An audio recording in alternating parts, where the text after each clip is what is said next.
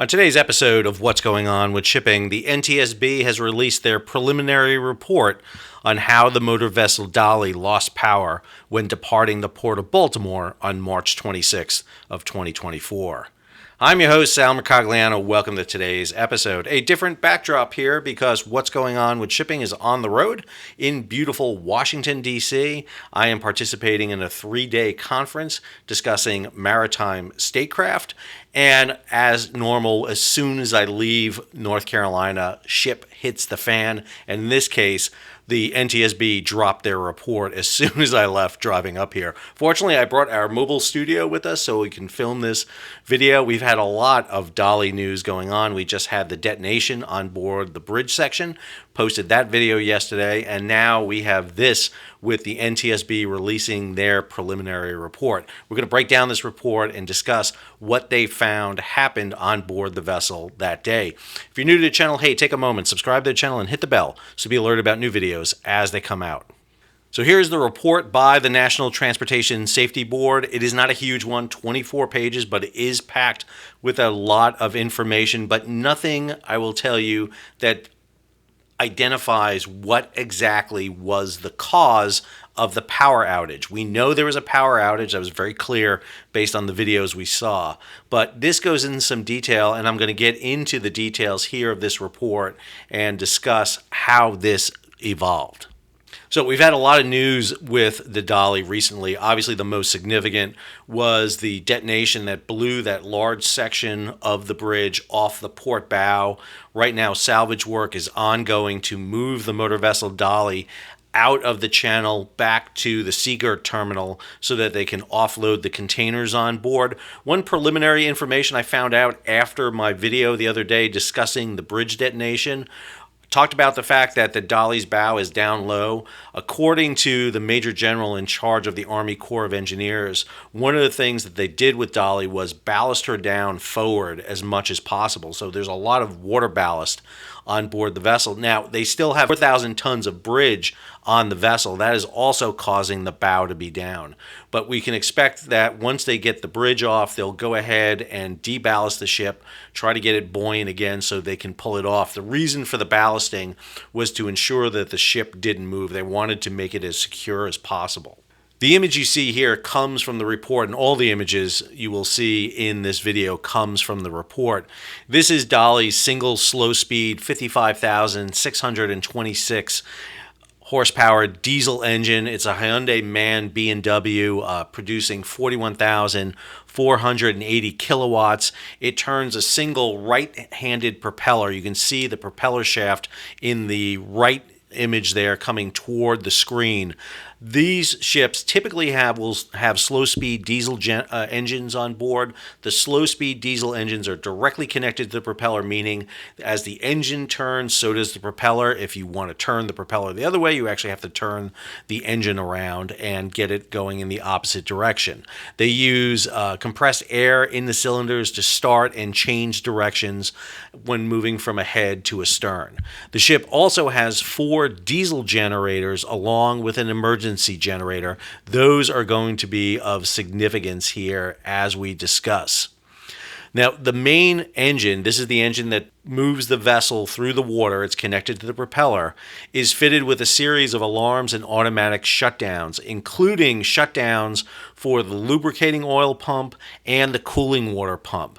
So this engine cannot operate without electrical power. If the electric is not going to the lubricating oil pump or the cooling water pump, this engine will shut down. To give you the parallel here, you have to go back and look at your car. So if you have an internal combustion engine car, a gas-powered car engine, that car engine is running on gasoline, but it also uses electricity. The electricity is used to make sparks that ignites the mixture inside the pistons. And if you do not have electricity, if your alternator isn't working, and if you have no charge on your battery, your car doesn't run. No electricity, no moving your car. It's the same thing on this vessel. When the ship lost power from its diesel generators, these are the generators that provide power for the vessel, it no longer could provide lube oil or feed water, and that shuts down the main engines, and we know the ship's main engines shut down. Okay, this is the heart of the issue, which deals with the Dali's electrical power distribution system. So this ship had a series of 4 diesel generators. These are not the engine that propels the ship. This is not the propeller pushing engine. These are 4 separate diesel generators. Generators 1 and 4 are rated at 4,400 kilowatts, and generators 2 and 3 are rated for 4,000 kilowatts. The image you see here are the power management systems, the high voltage switchboard and the low voltage switchboard, and those will make sense here in a second. So the 4 diesel generators are shown above there, and they are operated in pairs. Diesel generator 1 and 4 are the large ones, the 4400s. Diesel generators 2 and 3 are the 4000s. And they're hooked into the high voltage bus board, which is a 6600 volt board. And then they go through a series of transformers, that is TR1 and 2 there you see, down to the low voltage bus board, which is a 440 volt board. So if you have a house, you'll be familiar with your fuse box you have. And you may not know, but there's typically 2 main fuse boxes on a house. There is the higher voltage. That's usually your air conditioning units, maybe your heating or water heater, the large appliances that you have in your house. And then all your others electrical units run off different voltages, and very much the same way in the ship. In terms of a vessel, you have a 6600 volt high voltage board, and then you have the 440 volt low voltage board. So off the high voltage board, you would run a whole series of shipboard equipments, including the main engine lubricating oil pumps, bow thruster. You see that there, the BT, that is the bow thruster. That's a propulsor on the ship's bow that helps with maneuvering. And I want to say something real quick about the bow thruster, because it comes up during the incident when Dali hits the bridge. The bow thruster is used when coming on and off the berth. It doesn't do any good when the ship is moving at more than 3 or 5 knots. So the speed that the Dali was maneuvering at when it hit the bridge, it is going too fast for the bow thruster to work. Plus, it is impossible to use without power. It's one of the biggest drawing powers on the vessel. They also, off the high voltage, will run the reefer containers. These are the refrigeration containers that are on the vessel. And one of the things you'll see here is that the generators are in pairs, and you can connect them together. So each of the individual diesel generators have breakers on them, and you'll notice that diesel generators 4 and 3 are engaged. In other words, the ship is running off those 2 diesel generators.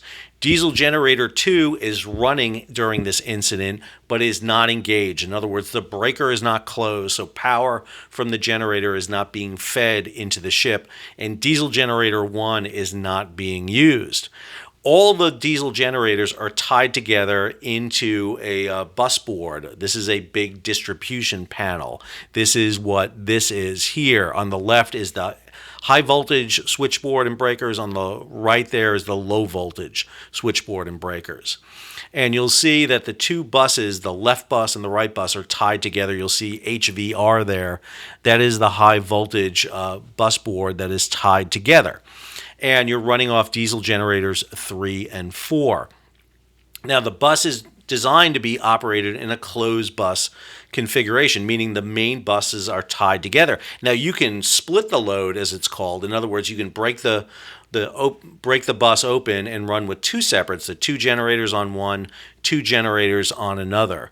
But in this case, they are tied together.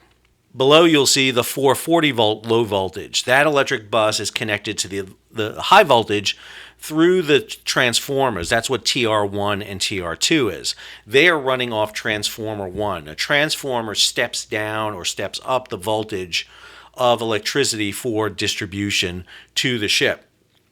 The LV, or the low voltage bus, powers the vessel lights, the steering gear pumps, the main engine's cooling water pumps, and you have breakers on each side of those large breakers, the HR and the LR breakers. And you'll see that they have HR1 and LR1 closed. This is what's tying these electrical systems together. You also have the low voltage bus tied together. And you'll notice at the very bottom there, the emergency generator. Notice the emergency generator is not tied in at this time. An emergency generator is designed to kick in within 45 seconds after the ship loses power, but it only powers the low voltage bus board. It does not power the high voltage, meaning any of those systems on the high voltage will not get power. The high voltage power provides the lubricating oil pumps, and without those lubricating oil pumps, you cannot turn on the main ship engine. So you can't run the vessel off the emergency generator. Now, you can use the ship's steering gear. One of the ship's steering motors will be tied in to the emergency generator, and the ship should have that steering pump online, ready to go, so that when the emergency diesel comes online, you can use the ship's rudder. You'll be at reduced maneuvering ability, but you still will be able to move it. However, it's not going to be as responsive due to the slow nature of it. It's operating at a step-down version, so the rudder will not turn as quickly. Plus, without the propeller spinning, you're not getting a lot of maneuverability. Let's flip over to marine traffic, because as we walk through this, I want to show you some of the images here as the ship moves. So at 0005 hours, now Baltimore is 4 hours ahead of UTC, so when you look here at the time, you have to subtract 4 hours for local time. But at 5 minutes after midnight, an Association of Maryland Pilots senior pilot came on board. The senior pilot had an apprentice pilot on board. Dali was loaded with 4,680 containers, just over 56,000 metric tons. There was an exchange between the ship's master and the pilot. The pilot asked about vessel condition, and the captain reported the ship was in good working order. We're going to come back to some issues that raise questions about that. The Dali had 2 tugs to assist. The Bridget McAllister, 78-foot long, 5,080 horsepower tugboat with a 65-ton bollard pull, was on the port quarter. And Eric McAllister, 98-foot long, 5150 horsepower tugboat with a 66-ton bollard pull, was on the port bow. At 0036 hours, 0436 UTC, the 2 tugboats pulled Dali away from the dock. About 0107 hours, the vessel entered the Fort McHenry Channel. At the time, generators 3 and 4 were supplying electrical power to the vessel. All 3 steering pumps, which turned the ship's rudder, was online. The ship at this time was on what's called a dead slow ahead bell. That is a call for roughly about 27 RPMs, revolutions per minute of the ship's propeller. That gets you a speed of about 8.1 knots. At 0107, the senior pilot gave orders for the tugboats to let go as the ship came into the Fort McHenry Channel. That is completely per normal operating instructions for the Port of Baltimore. At that point, the senior pilot handed control over to the apprentice pilot and remained standing by. At 0109, the main engine speed was increased to slow ahead. This is 35 revolutions per minute, or a speed of approximately 10 knots. The apprentice pilot ordered a course of 141 to transit under the Key Bridge. I'm going to change the map here because the nautical chart gets very confusing with all the markings on here. At about 0125, the Dali was 0.6 miles, or 3 ship lengths, from the Key Bridge, when the electrical breakers HR1 and LR1 that fed most of the vessel's equipment and lighting unexpectedly opened or tripped. So here's that schematic again. HR1, LR1, those are the closed breakers that are feeding the bus boards. When they opened, none of the power from the diesel generators was getting into the bus boards, into the breaker panels, which means there's no power going to the ship.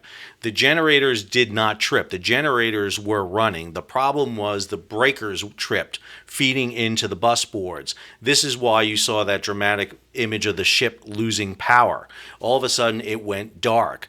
Now, when the power went off, the feed, the lube oil feed, and the feed water feed to the main engine was cut off, and that killed the main engine. Now, generators 3 and 4 continued to run and supply electrical power, but most bridge equipment lost power. The VDR, the vessel data recorder, lost vessel data feed, but it continued to record. There's this idea that the VDR went dark or went blank. It didn't. The VDR, the vessel data recorder, records information that's fed into it, but without any information being fed into it, there's nothing for it to record. I'm going to switch over to this chart that was provided in the NTSB report. So as you see here, number one, the primary electrical breakers that feed most of the Dali's equipment and lighting unexpectedly open. The ship loses electrical power, experiencing a blackout. Two, the main propulsion diesel engine shuts down automatically after pumps lost electrical power. Again, what this means is the feed pumps, the lube oil pumps are not feeding into the engine. The ship has mechanisms to prevent the engines being damaged from being run without lube oil and water coming into it. So the main engine stops, and what you have is the propeller stops. Now, it's not instantaneous, I will say. I don't think I get this in this report. It takes a bit for that main engine to stop spinning. It just doesn't stop automatically. The loss of the electrical power also stopped all three steering pumps. Therefore, the rudder was unable to move. And I think this is a really important point here. The ship was heading on a course of 141.7 degrees. The course over ground, just because the ship is pointing in a direction doesn't mean it's always heading directly in that direction. Wind and current will have an impact on this. The course over ground was 140.8 degrees, so just a little bit of a delta there, less than a degree between the course over ground and the heading. The speed over ground was 9 knots, and most importantly, the rudder was amidships. At 01:26:02, the VDR would stop recording data, resumes recording data. The VDR audio recording had been affected by the blackout. The Dali's heading was 144.3, course over ground was 142.7, and the speed over ground was 8.6 knots. Jump over to marine traffic, and that lines up exactly. We're seeing 8.7 knots with that same heading from the data. At that moment, the apprentice pilot called the pilot dispatcher by mobile phone at 01:26 and 13. The senior pilot, who had regained control from the apprentice at this point, ordered 20 degrees port rudder. So trying to get the ship, noticing a slight, kind of turning to the starboard there, ordered the rudder 20 degrees. Usually standard is anywhere 15 to 20 degrees, and that's what you see. According to the crew, the emergency generator started and connected to the emergency bus. Its breaker would have closed shortly after the vessel lost electrical power. Now, you may remember from my earlier video where we broke this all down with the images we saw that it took about 58 seconds for the electrical power to come back on. It's supposed to be, under regulations, less than 45 seconds. And remember, that emergency generator there at the bottom is just feeding that low voltage panel. So when the emergency bus was powered, emergency lighting, navigation, radio equipment, alarms, and other emergency equipment would have been available, including number 3 emergency steering pump, which would have been able to run the rudder at a low setting. Now, this is from the report directly. Quote, when operated alone using emergency electrical power, steering pump number 3 was designed to run at lower speed, turning the rudder at a slower rate than with all pumps. However, with the propeller turning, the rudder would have been less effective. At this point, the crew manually closed HR1, LR1, reconnecting the generator number 3 and 4 and restoring electrical power to the low voltage bus, supplying power again to the entire vessel. So we saw power come back on, and when we saw the emergency generator came back on, we saw all the power coming back on. At 01:26 and 39 seconds, the pilots called for tug assist. The Eric McAllister, which you can see in the upper left there, was 3 miles away and immediately answered, heading toward the ship. The tug did not reach the Dali till before the ship struck. At 01:27 and 01 seconds, the senior pilot ordered the anchor drop. The crew began the process. The pilot's dispatcher called the Maryland Transportation Police duty officer and relayed the ship had lost power. The pilot dispatcher then notified the Coast Guard about the Dali's loss of power. I want to take a moment and just note how critical that was there. The fact that the pilot dispatcher did those two things and they were able to react as quickly as they were, saved lives on the bridge. I know we lost 6 people on the bridge, but it stopped other people from getting on the bridge. It would have been ideal to get that work crew off the bridge, but unfortunately they weren't able to get everybody off. But the fact that they did this in such a short period of time is really hats off to the pilots, to that pilot dispatcher, and to the MDTA dispatcher for getting that information out. It's of no consolation, obviously, to those who died and lost their lives and the family members. But this incident could have been much worse without that quick reaction. At the same time that Dali's crew was able to restore electrical power when they were about 0.2 miles from the bridge. However, a second electrical blackout occurred when generators 3 and 4 tripped the HV bus again. This caused a total loss of electrical power both to the high voltage and the low voltage bus board. Having connected to the emergency bus by the time, the emergency generator provided electrical power to the emergency equipment continuously during the second electrical blackout. So again, what we see here is the breaker from the emergency generator in the lower there has been closed. The generator is up and running. It is feeding power into the low voltage bus.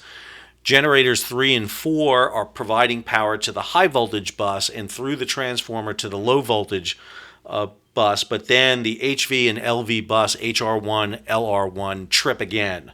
And that's what takes the second blackout to occur. At this point, generator 2, which had previously started automatically because it was in a standby mode, connected and restored power to the HV bus.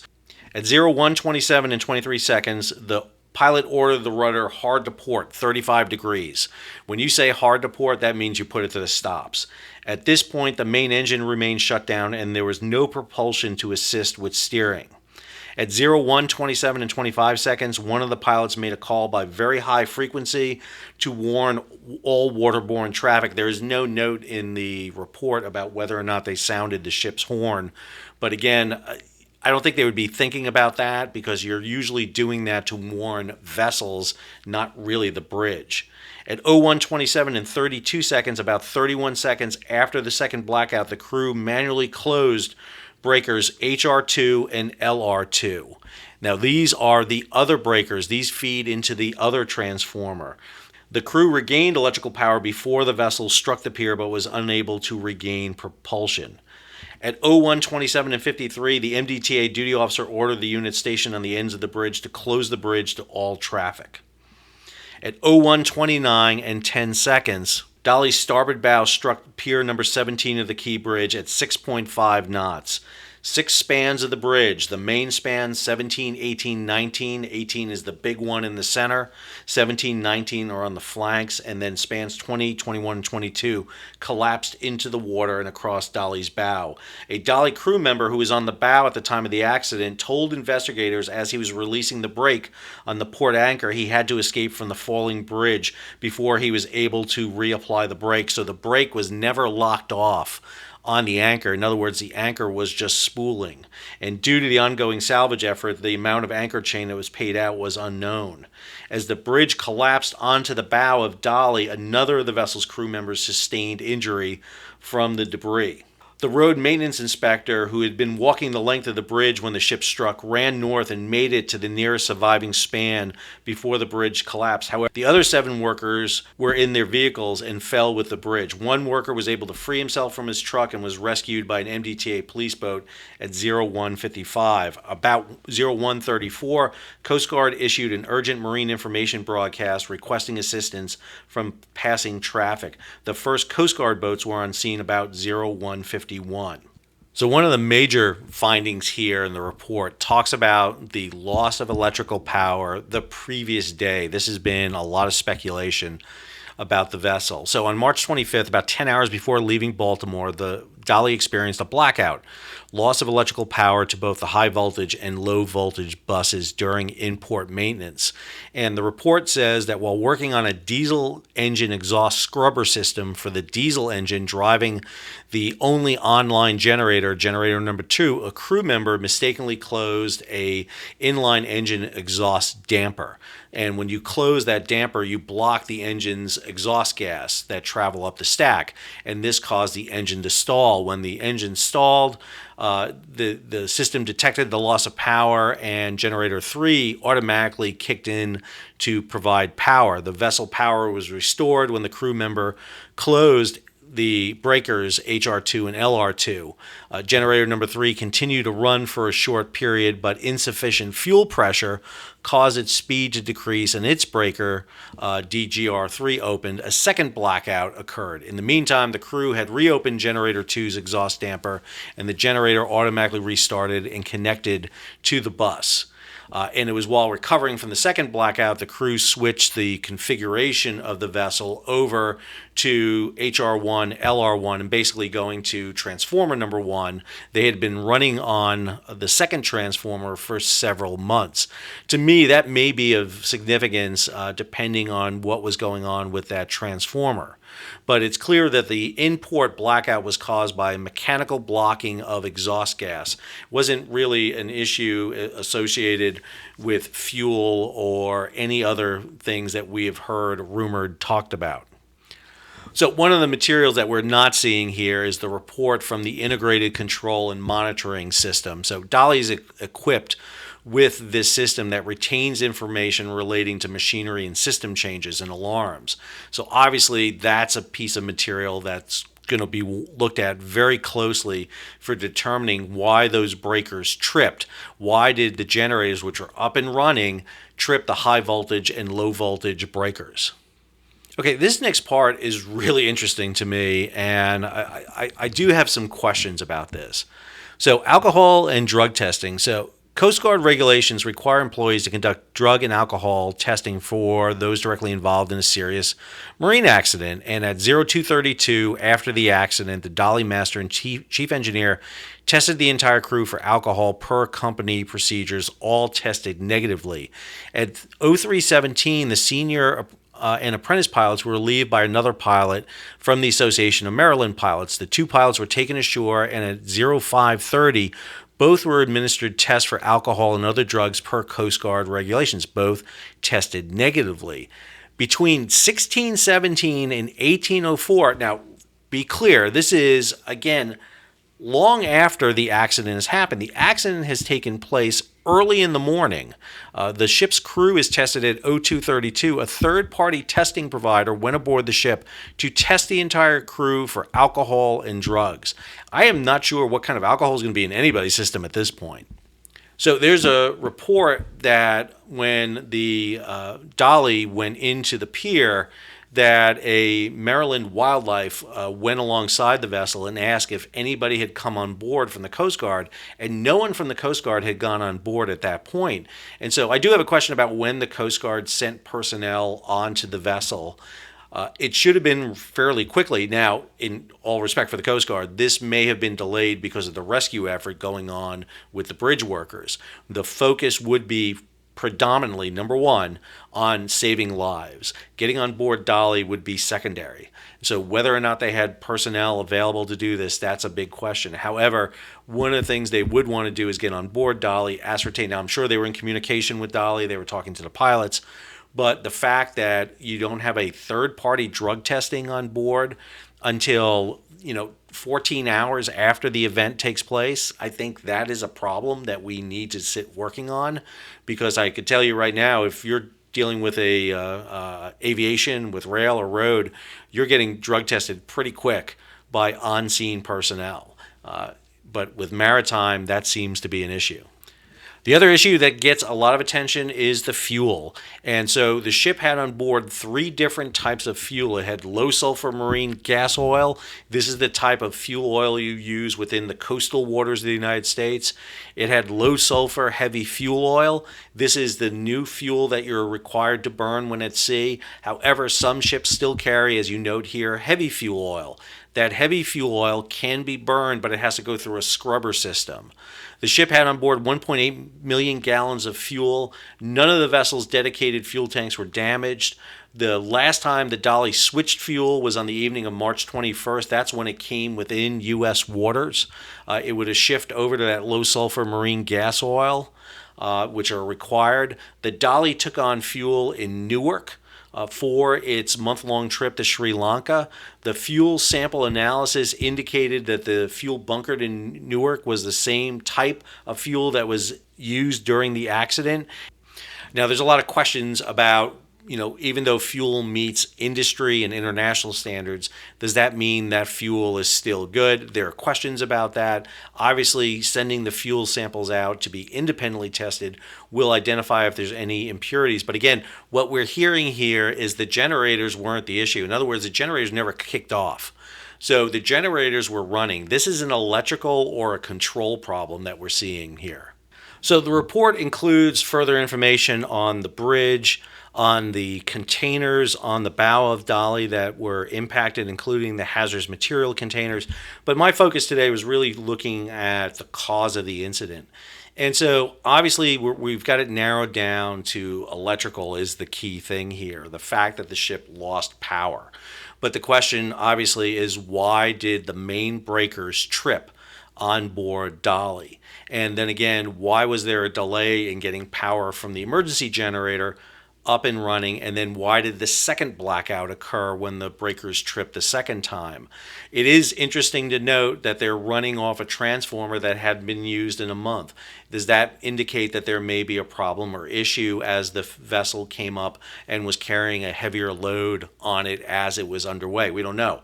But that's the question the NTSB and the investigators will be asking. So I hope, number one, this indicates to everybody this is not a computer hack of any kind. These are breakers tripping.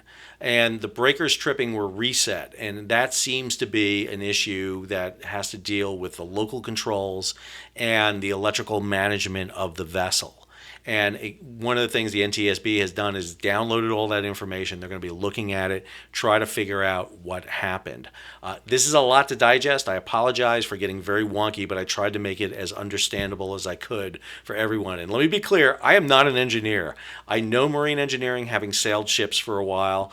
I understand marine engineering. I'm sure there's going to be some great people breaking down the marine engineering on this. My problem with marine engineers is they love talking marine engineering, but they can't always talk to other people. It's always been the problem sometimes. And that's what makes this channel work for us. I hope you enjoyed today's episode. If you did, hey, take a moment, subscribe to the channel, and hit the bell so you'll be alerted about new videos as they come out. Leave a comment, share it across social media, give it a big thumbs up, and if you can, support the page. How do you do that? You hit that super thanks button down below, or head on over to Patreon, where you become a monthly or yearly subscriber. Stay tuned. A What the Ship is dropping. It was going to be dropping today, but I'm going to drop it the next day because this video, I think, takes priority over it. But a big What the Ship, looking at 5 big stories across the maritime domain. Till the next episode, this is Sal, signing off.